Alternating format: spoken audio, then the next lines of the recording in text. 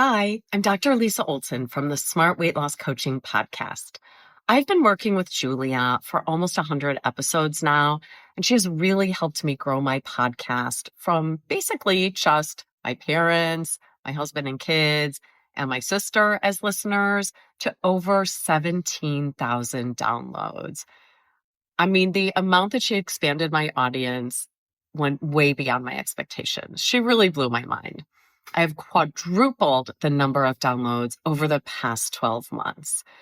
Julia has been so much more than just my podcast teacher.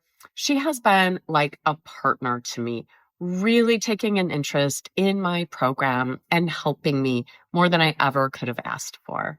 I highly recommend Julia. How amazing is that? I am so grateful that Dr. Lisa shared her experience. And if her story resonated with you and you're thinking, wait, I want results like that too, that is exactly what we're doing inside the Podcast Growth Collective. It's the place for online business owners who want to turn podcasting into a powerful growth tool without the burnout and without guessing what to fix. If you're ready to stop spinning your wheels and finally start seeing results from your podcast, I would love to support you. Head to thepodcastteacher.com/collective to learn more and to join us. And now let's jump into today's episode.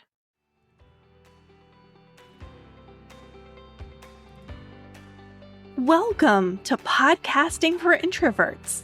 I'm Julia Levine, aka the Podcast Teacher. I'm a fellow introvert, entrepreneur, and educator. If you want to start a podcast and expand your reach without social media, this is the show for you. Let's get started. Hey, and welcome back. Even though you may have just listened to a new episode a week ago, I feel like it's been forever since I recorded anything, and that's because it has been a while. I last recorded something a month ago before my husband and I left on our big vacation. We started out by taking a cruise from Florida through the Panama Canal and ending up in California. I highly recommend seeing the Panama Canal if that sounds interesting to you. It was absolutely amazing. Once in California, we spent a few days in Disneyland and then did a road trip back to Florida. Overall, it was a great trip, though I did come down with the flu or something towards the beginning of the road trip portion, which forced us to cancel some of our plans, unfortunately. But before that, the first part of the trip on the cruise was so relaxing, and it really gave me a lot of time to think about life and that elusive work-life balance.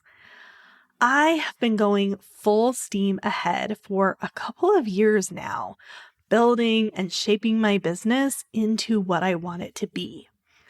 For the past few years, I have almost always worked weekends, and more often than not, I could be found on my computer until the wee hours of the morning. Now, that's partly because my brain tends to function better at night and I'm a lot more productive during those hours, but also because the to-do lists were always just so long and there were never enough hours during the day to accomplish it all. I have been saying for at least a year that things will slow down soon, and I just need to get through XYZ project, and then the load would lighten, and I would have more free time. Spoiler alert, they never did. And I know I'm caught up in a bit of a story about myself at the moment, but I promise that I'm bringing it back around to give you some podcasting tips, so stick with me. So while I was on this cruise and loving the relaxation time with my husband and reading books for fun and not having headaches every day from being so stressed out, I was contemplating how I can have a better work-life balance because it's not sustainable to keep going the way I have been. And of course, it's not going to be cruise level relaxation the whole time, but I want to be able to do something like read for fun outside of vacation. At the same time, though, I want to continue to grow my business and do bigger and better things. And as an entrepreneur, I am in charge of that. This is my business. So at first glance, more free time and doing bigger and better things in my business seem to be at the opposite ends of the spectrum. I've been doing a lot of thinking about my identity as a business owner, as a CEO, and I won't go into that very much here in today's episode, but if you haven't caught last week's episode yet, go check out episode 26, which is Who Do You Need to Be to Get to 1 Million Downloads? I've also been thinking about how to work smarter, not harder. And one of the key components of the formula to work smarter, not harder, is repurposing content. Since this is a podcast about podcasting, I'm going to talk about repurposing podcast content. I've talked before about the benefits of repurposing your podcast content, but I have to admit that I haven't actually been doing any repurposing. One of the things that my business needs to grow is visibility. More people simply need to become aware of me and consume my content. I'm confident that once they do, they will turn into clients and customers.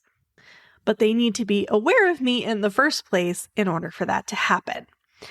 Up until this point, I've been focused on doing new things to accomplish this.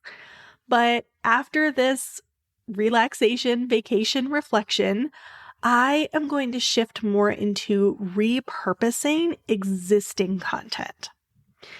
A few weeks ago, we heard from Jen Gozer about LinkedIn. That's episode 25 if you haven't had a chance to catch it yet. And she and I discussed the power of posting an article on LinkedIn. And she's the LinkedIn expert, so go listen to that episode and hear her talk about why that's a powerful thing. But what I plan to do, and you can too, is take the transcript from a podcast episode and then format it into an article to post there. And when I say format, I mean just cleaning up the kind of typos that the transcription is making and then adding some headings to kind of break up and organize the transcript into something that's a little bit more reader friendly.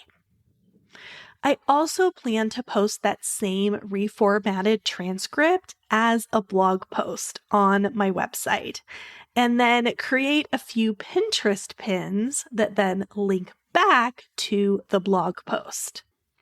Yes, there's a little bit of work involved to repurpose my podcast episodes in this way, but considering that the new LinkedIn article, blog post, and pins have the potential to significantly increase my visibility, the amount of work required is pretty small.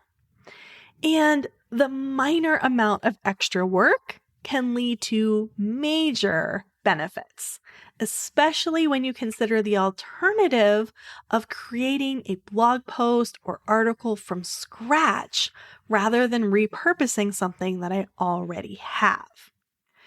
So for me, those are my immediate repurposing goals. Putting my podcast on YouTube is also fairly high on the list. And no, I will not be recording video, at least not anytime soon. But putting the audio onto YouTube will allow my content to show up in those search results, Again, getting in front of additional people. If you're into social media, you can also repurpose your content there, creating posts, carousels, and reels. Personally, this is lowest on my priority list because A, I don't enjoy showing up on social media, and B, dealing with the finicky algorithm is not very appealing. I would rather put my energy into creating something that is not subject to a 24-hour lifespan. Repurposing content onto different platforms is the goal here. And sure, you'll have some people who listen to your podcast and follow you on social and get your newsletter, etc., etc. A lot of times when the idea of repurposing is brought up, podcasters express concern that they're overwhelming their audience with the same exact information in multiple places. But remember that most people aren't going to be connected with you on that many platforms. And even if they are, the algorithm may not show them all the posts, or they may not click to read every article or email.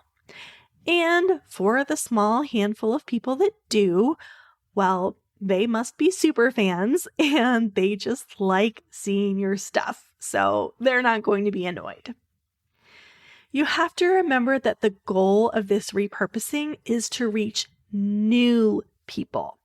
You want your content to pop up when someone searches on Pinterest or YouTube or Google. It's hard to continually add content to those platforms unless you're repurposing. I will also add that if you haven't started your podcast yet, I see you.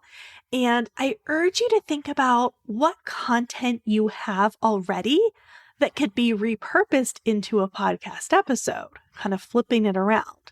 So do you have some robust emails that you could turn into an episode?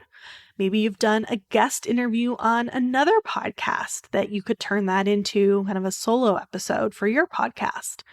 Or social media posts that, with a little fleshing out, could stand alone as a podcast episode. You probably already have some assets that you can use, so take a look at those. Work smarter, not harder.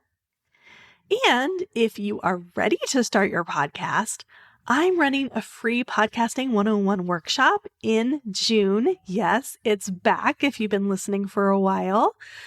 Been a couple months without them, but the workshop is coming back in June, and you can get all the information by heading to thepodcastteacher.com/workshop. The best news about repurposing your content is that it's fairly formulaic, and it's one of the easiest tasks to delegate in your business. So if you are using your precious time and brain power to create the original piece of content, it's possible to then have a VA or an intern or your teenager, someone help you repurpose it, and you're not adding any extra work to your own plate. Now, I do realize that you may be a solopreneur and you don't have anyone to delegate to at the moment, and I totally get it. I currently wear most of the hats in my business, and to some degree that's for financial reasons and keeping expenses down, but it's also about control. I don't like to relinquish control of tasks to someone else, and that's an issue that I'm currently working through. This comes back to the identity work that I talked about in episode 26.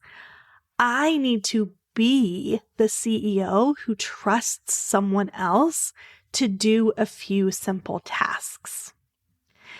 And as I am home from vacation, it is tempting to just slip back into old patterns.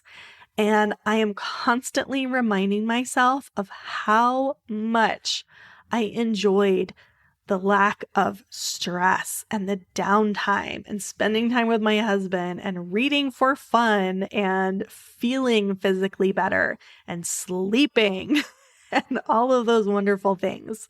And I'm using those to motivate me to work towards a better balance. I have no doubt that the process won't be perfect, but I am wholeheartedly embracing the mantra of working smarter, not harder, and repurposing my podcast content is a key part of that plan. Until next week, happy podcasting. Thanks for listening. If something in this episode resonated with you and you're thinking about starting your own podcast, I have a free resource that will help you. It's called the Podcast Roadmap: 7 questions to start your journey. To grab it, just head to thepodcastteacher.com/roadmap. See you next week.